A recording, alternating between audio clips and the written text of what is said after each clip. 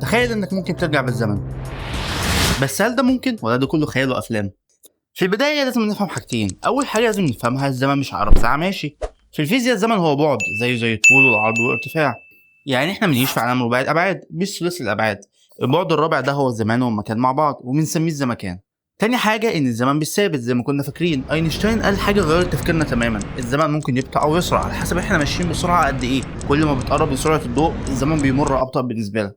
يعني إيه الكلام ده؟ تعال نتخيل مع بعض إن في واحد طلع في رحلة للفضاء وماشي بسرعة قريبة جدا من سرعة الضوء، وقرر بعد ما عدى سنتين إنه يرجع الأرض.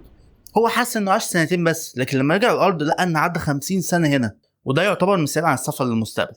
هل بقى نقدر نرجع للماضي؟ هنا بقى الامور بتتعقد حبتين. اصل لو سافر للماضي ممكن ليه حد دلوقتي مش شفناش حد جه من المستقبل حذرنا من اي حاجه، ولا يمكن في ناس جت فعلا واحنا ما صدقناهمش. المهم في نظريات عن ازاي نرجع للماضي. اشهرهم هي نظريه ان احنا نعمل خرم في الزمكان وهنسميها الثقوب الدوديه.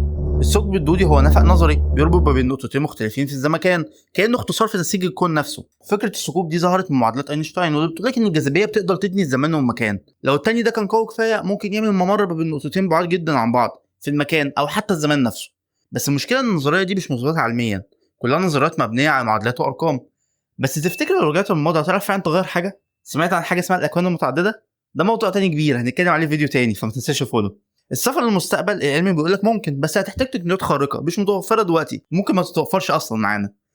اما الرجوع للماضي فلسه نظريه وملهاش اي اثبات علمي. بس كده، ما تنساش اللايك والفولو، وقول لنا في الكومنتات لو الزمن رجع بيك كنت هتغير ايه. سلام.